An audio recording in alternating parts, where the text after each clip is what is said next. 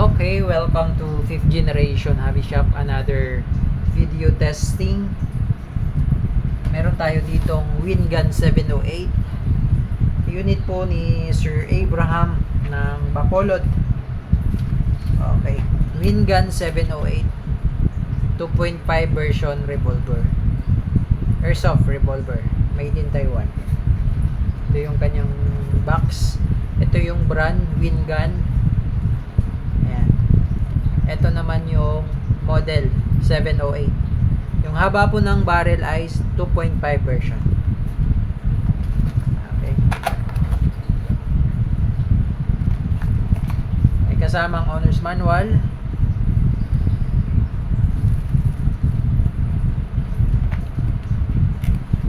Speed loader para dun sa shell.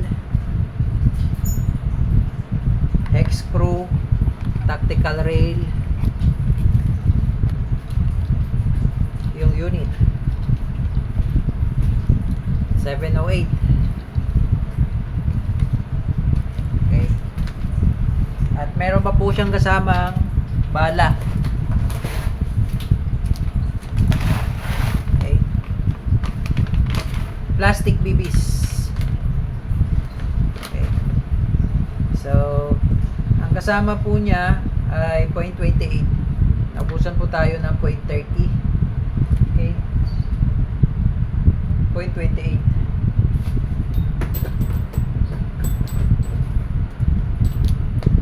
And may kasama rin pong gun oil. Sama sa package. At saka CO2.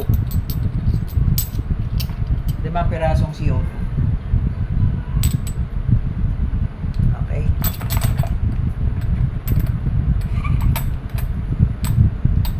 So, bali yung unit po natin ay airsoft. Wingun 708. Airsoft po ito. Plastic BBs. Pero dahil nga CO2 siya, yung kanyang propellant ay CO2, kaya niyang i-propel yung steel BBs. So, nababalahan din siya ng bulitas. Bukod po dun sa pahingin ng bulitas. Yan. Bukod po dun sa plastic BBs na binabala natin sa Wingun, dahil malakas po ang Wingun 708, kaya niyang itulak o i-propel yung bulitas na nasa 0.80 or 0.90 ang bigat. Ito po yun. Ito po yung bulitas. Pahingin ng plastic BBs.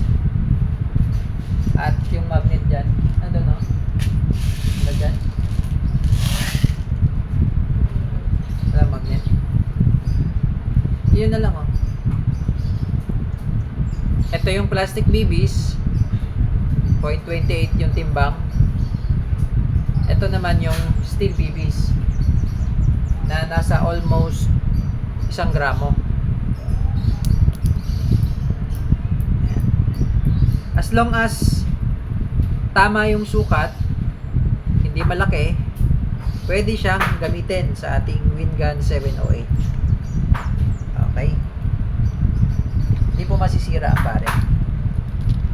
Etong Wingun natin, itong revolver, meron siyang safety. Yan, S, then open. So kung isi-safe nyo po, push nyo lang backward. Yan. Etong revolver natin ay single and double action. Okay? Tapos pag gusto nyo namang tanggalin yung itong bola, open nyo lang, push nyo lang forward.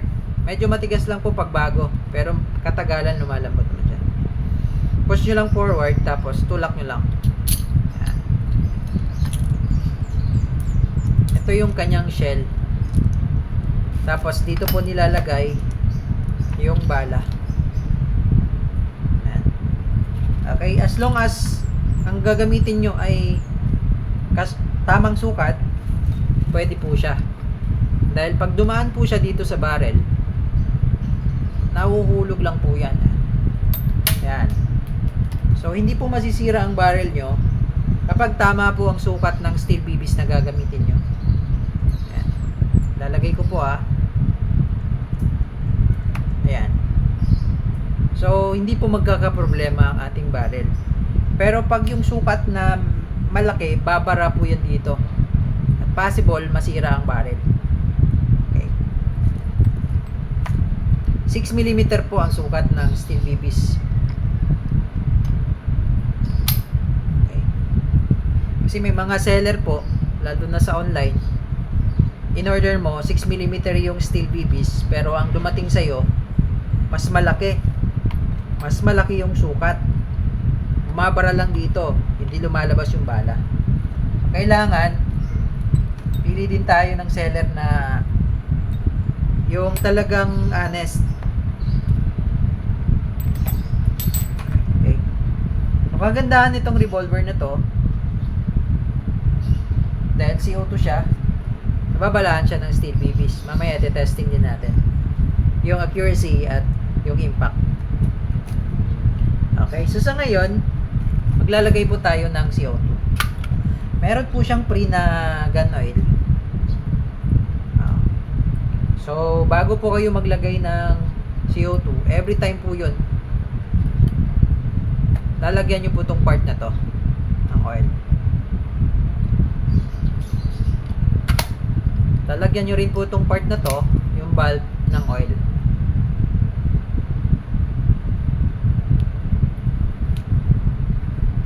Kung steel bibis naman ang gagamitin yung bala, mas maganda kung lalagyan nyo rin po itong barrel. Okay. Single action. Make sure na walang CO2. Tapos ang double action. Okay. Itong tactical rail, meron po ako dun isang video sa 708 kung paano siya nilagay. Dito lang naman yan.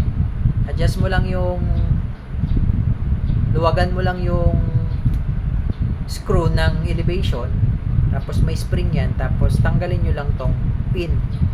Yan. Sundutin nyo, tapos mahuhugot nyo po yan. Tsaka nyo i-insert to yung rail. Kung lalagyan nyo siya ng accessories. Okay. So ngayon maglalagay tayo CO2.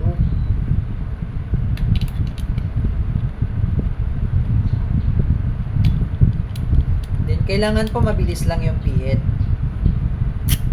Ayan. And then once na nailagay nyo na po yung CO2, once na may narinig kayong tumunog na parang nabutas na yun, nag-puncture na yun dito, hindi nyo na po pwedeng tanggalin yun kapag may laman pa. Pwede nyo naman po tanggalin, kaso sayang na yung CO2, lalabas na po yun sisingaw na po yung CO2. So as much as possible din po, makukonsume nyo yung nilagay nyo CO2. Kasi pag hindi nyo naman na-consume yan, sisingaw lang din yun. Then possible din magkaroon ng leak. Okay. So sa ngayon, titingnan natin kung ilang EPS po ito.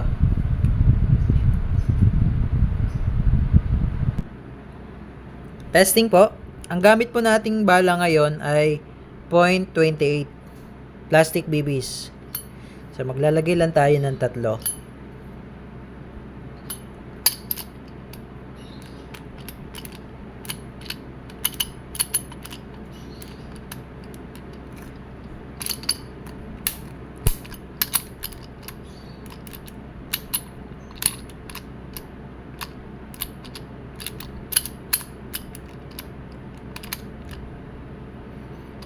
Okay. .28 po ito. Titingnan natin kung ilan po yung kanyang projectile speed sa single action. Firing. 334.8.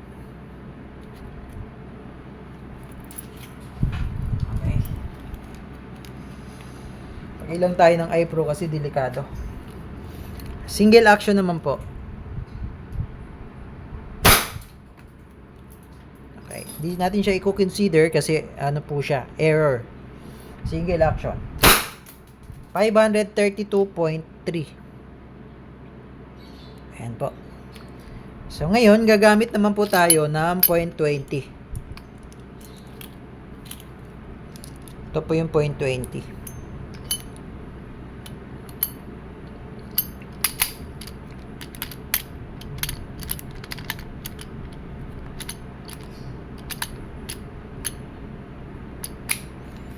Point 20, single action. 558.9.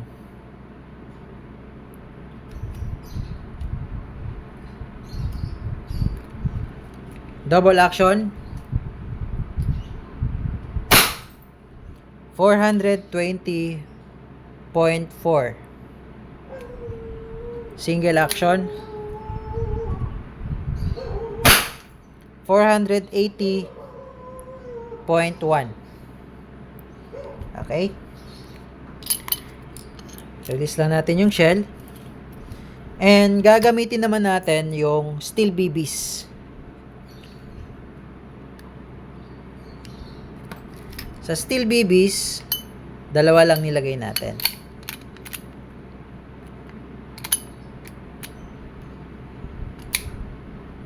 Okay, steel BBs.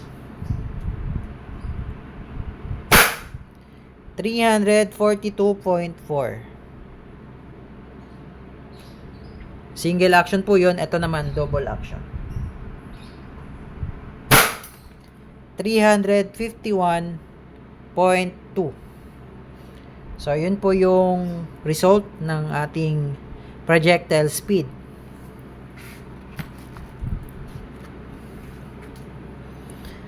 $334, tapos naging 532, then 558, 420, 480, 342, and 351. Okay. So, yan po yung EPS.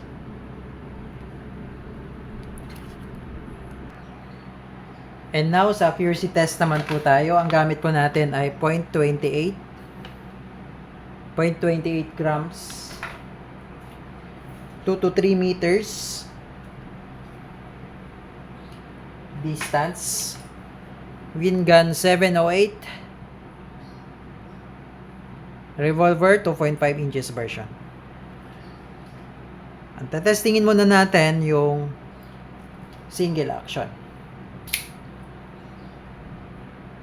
Firing.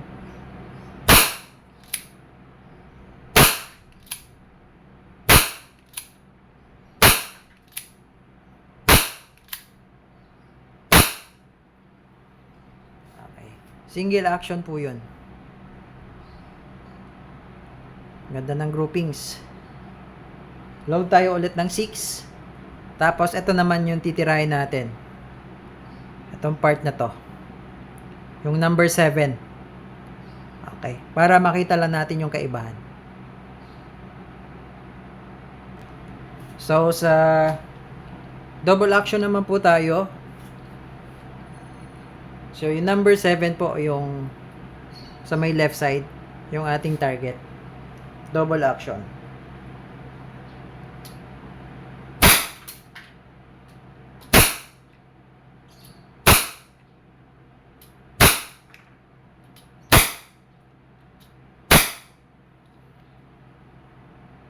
Bullseye. Ganda oh. Double action po yun. 6 shots. As usual, testingin natin sa bote. Wind gun 708. Revolver.